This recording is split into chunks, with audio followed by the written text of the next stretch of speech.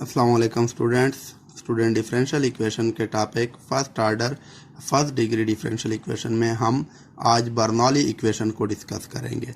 Bernoulli differential equation basically हमारे पास एक non linear differential equation होती है जिसको हमने रिड्यूस करना होता है लीनियर डिफरेंशियल इक्वेशन में, और फिर लीनियर डिफरेंशियल इक्वेशन को जैसे हम सॉल्व करते हैं उसी तरह फिर हम इसको सॉल्व करते हैं। तो हम general form of Bernoulli differential equation देखते हैं और फिर जनरली देखते हैं कि जनरली हम कैसे बर्नौली डिफरेंशियल इक्वेशन को रिड्यूस कर सकते हैं लीनियर डिफरेंशियल इक्वेशन में।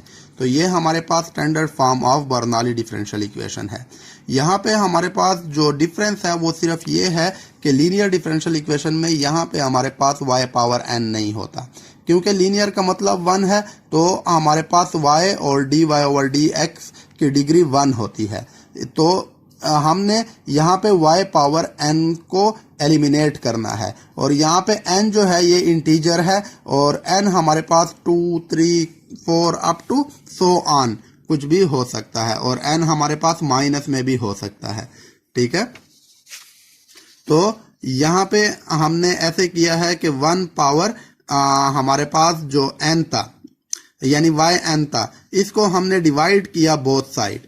तो यहाँ पे क्योंकि हमने y पावर n खत्म करना था, तो यहाँ पे 1 over y power n dy over dx plus p of x y over y power n equal y power n q of x over y power n। यहाँ पे अगर हम राइट हैंड साइड में देखें तो y पावर n और y power n ये cancel हो जाएंगे, और लेफ्ट हैंड साइड में p ऑफ x के साथ जो y है ये कैंसिल हो जाएगा, और यहाँ पे हमारे पास y पावर n माइनस 1 रह जाएगा इक्वल q ऑफ x। इसको हम इक्वेशन ए का नाम देते हैं और इसको हम बाय सब्स्टिट्यूशन मेथड सॉल्व करते हैं ताकि ये कन्वर्ट हो जाए हमारे पास लीनियर डिफरेंशियल इक्वेशन में, क्योंकि अभी तक ये हमारे पास लीनियर डिफरेंशियल इक्वेशन नहीं है। तो हम लेट करते हैं कि let 1 over y power n minus 1 equal t के है, इसको हम t के इक्वल कर लेते हैं और इसको हम इक्वेशन 1 का नाम दे देते हैं। फिर उसके बाद y पावर माइनस, क्योंकि ये हमारे पास डिनोमिनेटर में है तो इसको हम न्यूमरेटर में जब लेकर जाएंगे तो पावर माइनस हो जाएगी। तो इस माइनस से हम मल्टीप्लाई कर लेंगे तो ये माइनस n हो जाएगा और ये प्लस 1 हो जाएगा इक्वल t। फिर इसको हम डिफरेंशिएट कर लेंगे विद रिस्पेक्ट टू x। यहाँ पे हमारे पास dy over dx y power minus n plus 1 equal dt over dx आ गया है। तो इसको जब हमने डिफरेंशिएट किया तो ये हमारे पास जो माइनस n प्लस 1 है ये हमारे पास मल्टीप्लिकेशन में आ गया और पावर से एक माइनस हो गया। जिस तरह हम सिंपल डिफरेंशिएशन करते हैं उसी तरह हमने इसको डिफरेंशिएट किया, ये dy over dx equal dt over dx आ जाएगा। इस इक्वेशन को मज़ीद सिंप्लीफाई करने के बाद हमारे पास ये इक्वेशन आ जाएगी। अब 1 माइनस n ये हम यहाँ पे मल्टीप्लाई हो रहा है, तो जब राइट हैंड साइड पे हम लेकर जाएंगे तो यहाँ पे डिवाइड हो जाएगा। अब यहाँ पे देखें कि हमारे पास 1 over y power n dy over dx की वैल्यू आ गई 1 over 1 minus n dt over dx। अब ये वैल्यू हम पुट कर लेंगे, एक 1 over y power n dy over dx की वैल्यू और एक 1 over y power n minus 1 की वैल्यू जो कि हमने t लेट की थी, ये हम इक्वेशन a में पुट कर देंगे। तो इक्वेशन a हमारे पास इस तरह बन जाएगा। और यहाँ पे अब हमने अगर general form of linear differential equation बनाना है तो हम 1 ओवर 1 माइनस n को यहाँ से ख़त्म करेंगे, तो इसको 1 माइनस n से हम इस इक्वेशन को मल्टीप्लाई कर लेंगे। जब मल्टीप्लाई करेंगे तो हमारे पास dt over dx plus 1 minus n p of x t equal 1 minus n q of x, क्योंकि 1 माइनस n हमारे पास कोई कांस्टेंट नंबर ही आएगा तो ये सारा हमारे पास p ऑफ x ही बन जाएगा। मतलब कि हमारे पास ये लीनियर डिफरेंशियल इक्वेशन बन गई। अब इस ये हमारे पास जनरल फॉर्म है लीनियर डिफरेंशियल इक्वेशन की।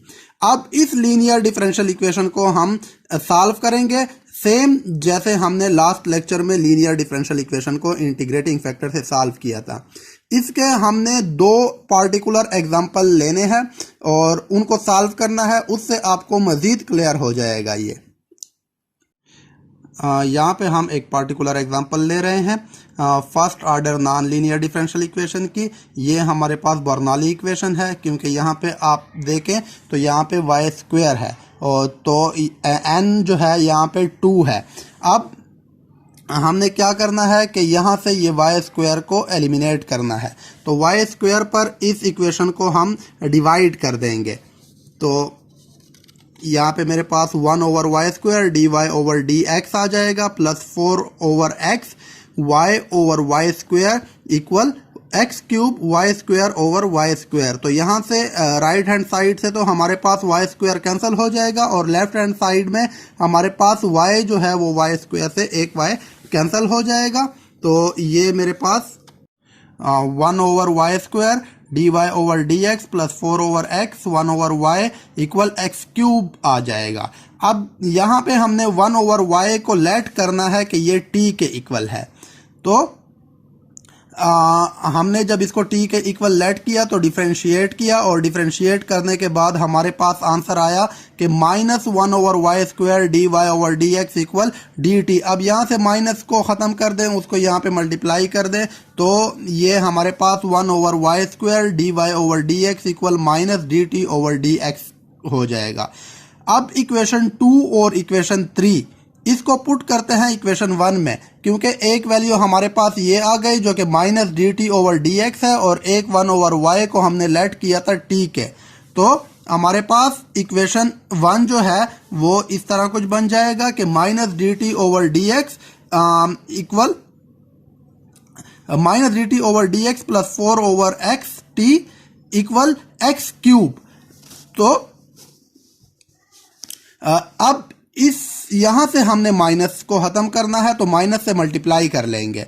तो d t over d x minus 4 over x t d minus equal minus x cube. ये अब हमारे पास linear first order differential equation बन गई है, जिसमें हमारे पास डिपेंडेंट वेरिएबल टी है और इंडिपेंडेंट वेरिएबल एक्स है। अब इसको हम first order linear differential equation की जो जनरल फॉर्म है उसके साथ कंपेयर करेंगे, तो पी ऑफ एक्स की वैल्यू यहाँ पे आ जाएगी जो कि हमारे पास -4 ओवर एक्स है। तो अब इंटीग्रेटिंग फैक्टर इसका मालूम कर लेंगे और इंटीग्रेटिंग फैक्टर हमारे पास e power integral p of x d x होता है। पी ऑफ एक्स की वैल्यू यहाँ पे पुट कर लेंगे -4 ओवर एक्स डी एक्स। तो इसको जब इंटीग्रेट करेंगे तो ई पावर -4 log x आएगा और log रूल्स के मुताबिक -4 जो है वो x के पावर में आ जाएगा। log और e आपस में कैंसिल होके x पावर -4 आ जाएगा, जिसको हम लिख सकते हैं 1 ओवर x पावर 4। अब इंटीग्रेटिंग फैक्टर को मल्टीप्लाई कर लेंगे बोथ साइड इक्वेशन 4 के। इक्वेशन 4 के जब हम बोथ साइड मल्टीप्लाई करेंगे 1 ओवर x पावर 4 के को, तो ये बन जाएगा 1 over x power 4 D t over d x minus 4 over x power 4 into x T equal x cube over x power 4। इसको जब हम मजीद सिंप्लीफाई करेंगे तो हमारे पास ये इक्वेशन आ जाएगी। अब अगर हम लेफ्ट हैंड साइड को देखें तो ये इक्वल है डी ओवर डी एक्स के 1 ओवर एक्स पावर 4 टी, क्योंकि जब हम इंटीग्रेटिंग फैक्टर मल्टीप्लाई करते हैं तो left hand side integrating factor multiply dependent variable आ जाता है। तो यहाँ पे ये integrating factor multiply dependent variable और ये राइट हैंड साइड यानी क्यू ऑफ एक्स की वैल्यू वैसे की वैसे आ जाएगी। तो अब इंटीग्रेट कर लेंगे, यहाँ पे integral D t over x power 4 equal 1 over x का इंटीग्रल मालूम कर लेंगे जो कि इक्वल होता है हमारे पास। अब ये तो हमारे पास t ओवर एक्स पावर 4 है, तो ये अब with respect to t over x power 4 integrate हो रहा है। तो इसका t ओवर एक्स पावर 4 आएगा। जिस तरह हमारे पास dx का इंटीग्रल x आता है क्योंकि वो इंटीग्रेट हो रहा होता है विद रिस्पेक्ट टू x, और यहाँ पे 1 ओवर x का इंटीग्रल log x आ जाएगा प्लस कांस्टेंट ऑफ इंटीग्रेशन।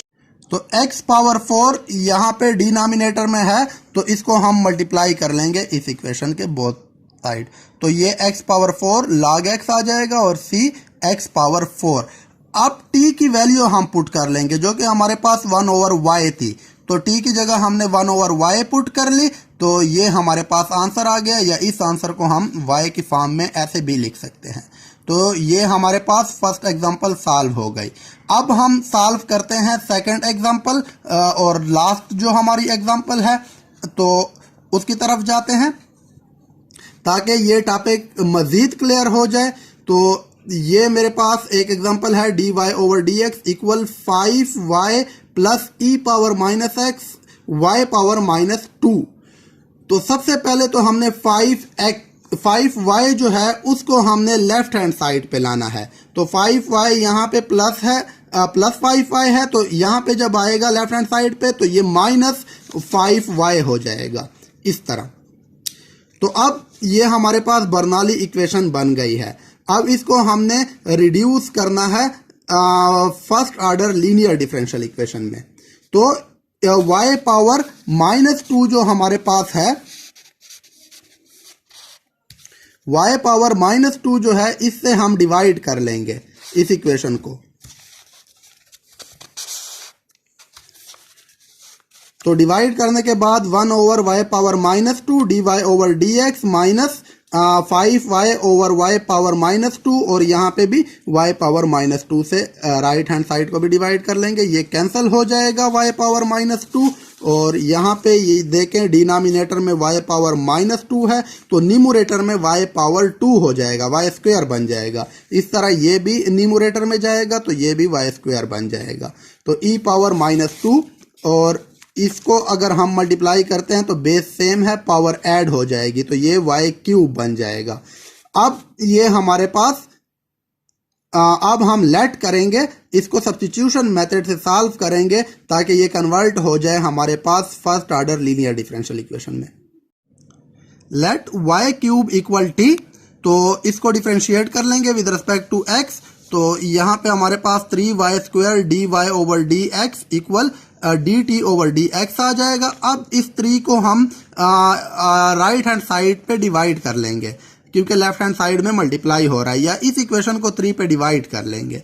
तो ये हमारे पास y square dy over dx 1 over 3 dt over dx के इक्वल आ जाएगा।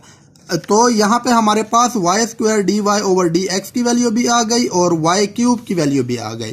तो इसको इन वैल्यूज को हम इक्वेशन 1 में पुट कर देंगे। तो इक्वेशन 1 मेरे पास 1 ओवर 3 dt ओवर dx बन जाएगा minus 5t equal e power minus 2x, ये आ जाएगा। यहाँ पे देखें तो यहाँ पे हमारे पास वो जो 1 ओवर n माइनस 1 था, ये असल में हमारे पास 1 ओवर 3 यानी उसकी वैल्यू 1 ओवर 3 आई है। वो मैंने आपको वहां पे कहा था कि हमारे पास कोई कांस्टेंट नंबर ही होगा, तो ये असल में हमारे पास वही कांस्टेंट नंबर है। अच्छा, तो अब इस 3 से हम मल्टीप्लाई करेंगे ताकि यहाँ पे सिर्फ dt ओवर dx रह जाए। तो जब मल्टीप्लाई किया तो यहाँ से 1 ओवर 3 कैंसिल हो गया, यहाँ पे हमारे पास 15 आ जाएगा और यहाँ पे 3 मल्टीप्लाई हो जाएगा। तो अब ये मेरे पास first order linear differential equation बन गई है। तो इसको जनरल फॉर्म से हम कंपेयर कर लेंगे और p ऑफ x की वैल्यू फाइंड कर लेंगे। तो p ऑफ x की वैल्यू हमारे पास -15 है। अब हम इसका इंटीग्रेटिंग फैक्टर फाइंड करेंगे। Integrating factor first order linear differential equation का इक्वल होता है e power integral p of x dx। p of x की वैल्यू मेरे पास -15 है, वो मैंने पुट की, और इंटीग्रल -15 dx की वैल्यू हमारे पास 15x ही आती है, -15x। तो अब इस इंटीग्रेटिंग फैक्टर से इक्वेशन 4 को हम मल्टीप्लाई कर लेंगे बोथ साइड। ये मेरे पास इक्वेशन 4 थी, इसको हम मल्टीप्लाई कर लेंगे। तो जब मल्टीप्लाई करेंगे तो इस तरह की इक्वेशन हमारे पास बन जाएगी। इसमें हमारे पास जो लेफ्ट हैंड साइड है वो तो integrating factor multiply dependent variable आ जाएगा, और जो हमारे पास राइट हैंड साइड है उसमें आप देखें तो e पावर माइनस 2x और e power minus 15x base same है तो पावर ऐड हो जाएंगी, तो माइनस 17x बन जाएगा। अब हम इसको इंटीग्रेट कर लेंगे, इंटीग्रेटिंग तो यहाँ पे d e power minus 15x t और यहाँ पे integral 3 e power minus 17x dx आ गया है। तो इसका इंटीग्रल जो है लेफ्ट हैंड साइड का ये तो हमारे पास वही e power minus 15x t आएगा, जबकि यहाँ हमारे पास 3 कांस्टेंट है बाहर आ जाएगा और e पावर माइनस 17x का integral e power minus 17x over minus 17 होता है प्लस कांस्टेंट ऑफ इंटीग्रेशन। अब e पावर 15x से हम डिवाइड कर लेंगे ताकि यहाँ पे हमारे पास सिर्फ t रह जाए। तो इधर आप देखें तो यहाँ पे मैंने डिवाइड किया, e power 15x 17 minus 17x के साथ कैंसिल होके e पावर माइनस 2x ही रह जाता है, और ये हमारे पास डिनोमिनेटर में माइनस 15x है तो न्यूमरेटर में पावर प्लस हो जाएगी, पावर चेंज हो जाएगी। उसके बाद t की वैल्यू हम पुट कर लेंगे, जो कि हमारे पास t की वैल्यू थी y क्यूब जो हमने लेट की थी, तो वो y क्यूब हमने यहाँ पे पुट कर दी। तो y cube equal e power equal minus 3 over 17 e power minus 2x plus c e power 15x, ये हमारे पास आंसर आ गया है। तो उम्मीद है आप लोगों को first order non linear differential equation की समझ आ गई होगी। Thank you.